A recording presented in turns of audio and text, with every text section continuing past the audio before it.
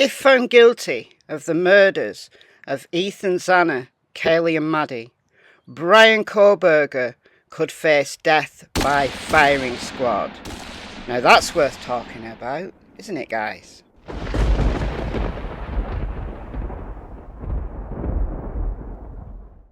Good morning everyone, my name is Michelle. I hope you're doing well. Welcome to another video. It is Tuesday morning, and in this video I'm going to talk about the death penalty. This is not meant to be a political statement in any way. I have got my opinion about the death penalty, which if you watch my live streams you probably know already, but if you don't, I'll give you my opinion at the end. Instead, it's about a controversial bill that has been passed in Idaho, and that is the reintroduction of the firing squad as a method of death when someone has been sentenced to execution. So we're going to talk about that in relation to Bryan Kohberger. So sit tight and let me know your opinion of the death penalty in the comments below. So 14 hours ago, as I record this, the independent newspaper said firing squad executions to return in Idaho after lawmakers pass a controversial bill. Firing squads are set to return as a possible method of execution in Idaho after state lawmakers passed a controversial bill bringing back the measure with a veto-proof majority. The method has never been used when it was outlawed in 2009, but the state hasn't been able to get hold of the drugs needed to conduct lethal injections, which I find interesting that they can't get hold of the drugs used. I don't get that. So what is being proposed is if someone's on death row and the preferred method, lethal injection, isn't available because of the unavailability of the relevant drugs, then firing squad could be an option. So for Bryan Kohberger, even if he is found guilty and he is sentenced to death, when it comes around to his execution, if the drugs used in the lethal injection are available, then that will be how he's executed. It will only be if the drugs are not available that firing squad will be used. But only 4 other states currently allow firing squads to be used if other methods aren't possible: Mississippi, Utah, Oklahoma and South Carolina, where a judge has placed the use of the method on hold during the adjudication of a lawsuit challenging its use. The bill in the Idaho legislature is sponsored by Republican Bruce Squag from Nampa, west of Boise, in western Idaho. The law states that firing squads will be used in the event that lethal injections weren't possible. It was noted that the execution of Gerald Pisuto Jr. was cancelled last year after the Department of Corrections in the state said they couldn't get the chemicals needed. Pisuto has been on death row for more than 30 years after he was convicted for his role in the 1985 killing of 2 gold prospectors. The way it stands now, they may never get those materials for the lethal injection. It's a rule of law issue. Our criminal system should work and our penalties should be exacted. Questions surrounding lethal injections are often brought up when a state is scheduling executions. Drugs which may not function as intended can lead to boxed executions, which is a violation of the 8th Amendment of the Constitution, which outlaws cruel and unusual punishments. Pharmaceutical companies have refused to provide certain drugs to states if they have a reason to believe they'll be used for executions, which has led to some officials looking for new and at times problematic avenues for finding the chemicals needed. So it's not the availability, it's the refusal of pharmaceutical companies giving those drugs to the law if they think they're going to be used for an execution. So it becomes a death penalty argument between the law and pharmaceuticals. Who should win there? It should be the law, shouldn't it? Oh, it's Six Springers again. It's your friends.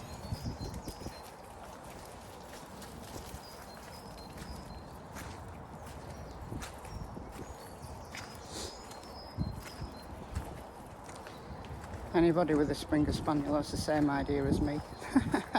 Temporary water park. I want 6 Springers. My son won't let me have 6 Springers.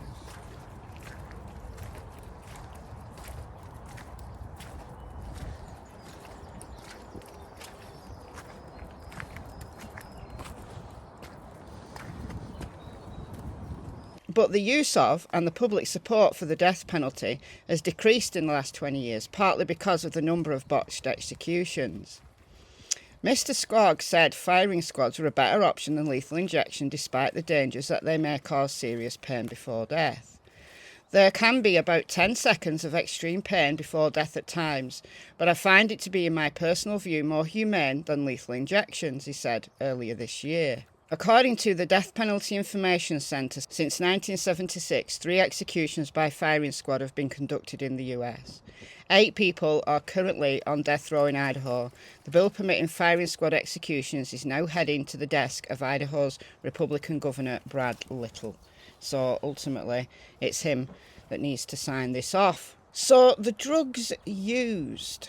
According to this publication by Human Rights Watch, 36 states used the same drug sequence for lethal injections. Sodium thiopental to render the condemned inmate unconscious. Pancuronium bromide to paralyse the condemned inmate's voluntary muscles. And potassium chloride to rapidly induce cardiac arrest and cause death. This 3-drug sequence puts the prisoner at risk of a high level of pain and suffering if he's not appropriately anaesthetised. He will be awake when he's paralysed and will experience suffocation. If the anaesthesia remains insufficient, he will experience excruciating pain from the potassium chloride. Nevertheless, according to Human Rights Watch's research, no state which has used these 3 drugs for lethal injections has ever changed to different drugs. Yeah, you can smell Max, can't you? You're not going over there.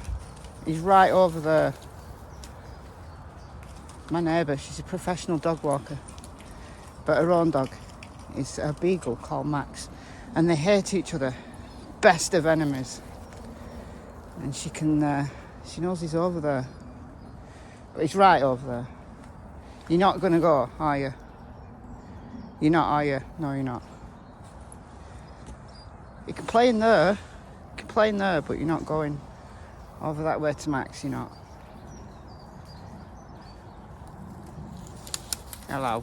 Come on, this way. There are less painful drugs that will cause death. For example, experts have suggested pentobarbital, which is administered in a single injection. Indeed, this is the most common method of euthanizing domesticated animals. In Oregon, which has legalized physician-assisted suicide for the terminally ill, state doctors prescribe an overdose of barbiturates, like pentobarbital, for their dying patients. The state's Medical Ethics Board determined that an overdose from a long-acting barbiturate was the most humane way to help someone die. It's painless, effective, and does not require the presence of a doctor at the time of ingestion in pill form. According to a physician who consulted the Oregon legislators before the passage of the Physician-Assisted Suicide Bill in 1994, an overdose from a drug like pentobarbital is the best death one could give someone who is suffering. And that's exactly why this drug, pentobarbital, is used when you have a much-loved domestic animal put to sleep. In the last 2 years, I've had 3 dogs put to sleep, my old OGs. Poppy died in June 2021. Very old lady, age of 15. And she had a beautiful death. It was summer. My vets will come to the house to administer the injection. We took her out in the front garden. She led on the grass. She was wrapped in a favourite blanket. And when we were waiting for the vet to come, she could sniff the air and feel the breeze in her fur. And when the vet arrived, it was very quick, painless, and she just went to sleep. She went to sleep there on the grass.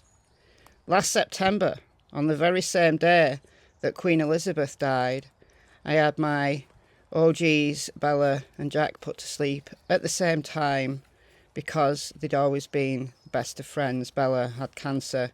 Jack was just a very, very old man with a whole range of health problems, and neither of them could have survived without the other. In fact, when Poppy died, Bella went through a state of depression for several months, actually.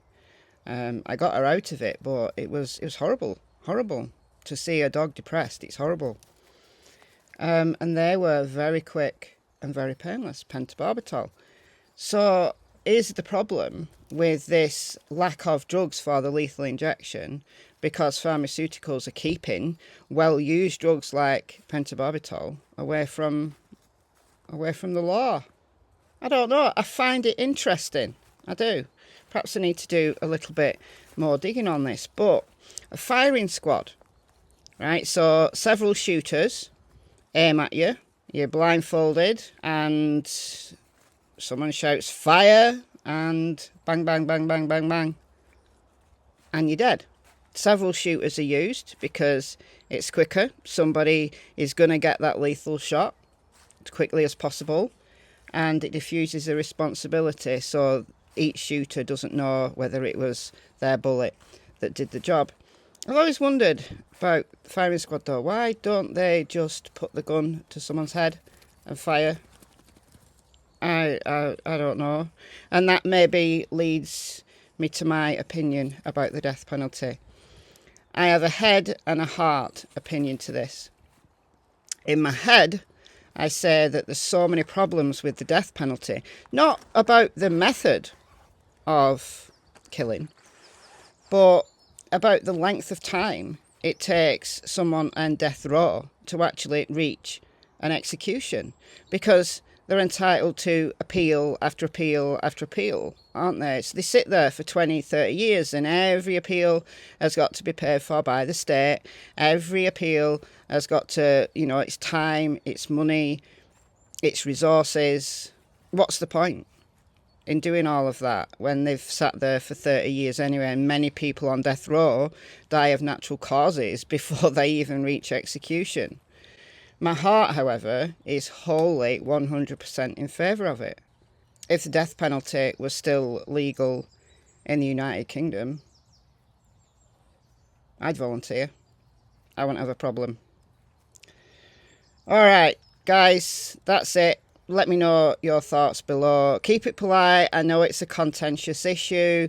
I know there's political implications to it. I'm not interested in the politics. I'm interested in how this relates to criminal cases that I follow, and in this instance, Bryan Kohberger is in the firing line. He's in their crosshairs. Goodbye from Miss Tillington and Miss Cassie Springer. Bye, guys.